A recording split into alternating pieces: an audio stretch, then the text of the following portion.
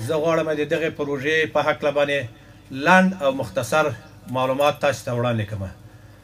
البته تاسو په جریان کې هستئ چې دا پروژه چې نن رهبري د افغانستان برېښنا شرکت له مرکزه تشریف راوړی او دا پروژه افتتاح کوي. دا پروژه البته یو پای ترانسفارمر چې 4 میګاواټه د دې ظرفیت لري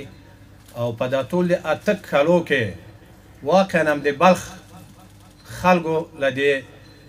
پرچویګانو نه برق یا کمبود انرژي نه سخت زرنجېدل. خوشبختانه هغه تکلیفونه هغه مشکلاتونه چې دوی درلودل له هغو مشکلاتونه به دوی تقریبا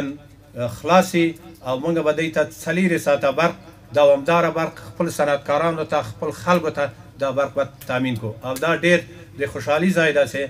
نن موږ دغه ترانسفارمر په رسمي توګه افتتاح کیږي. البته دا ترانسفارمر په هزینه د 1,800,000 افغانۍ باندې د برېښنا له بودیجې نه د افغانستان برېښنا د رهبري په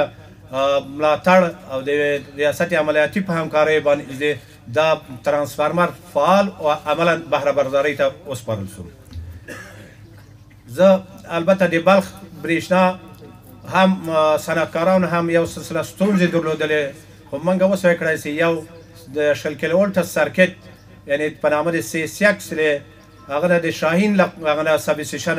بلخ برېښنا ته تمدید کړ او د صنعتکارانو مشکل هم چې هلته و هغه مشکل هم په مطلق توګه د هغې حل سوی ده او صنعتکاران هم دلته اوس هېڅ ډول ستونزه او مشکل نه لري.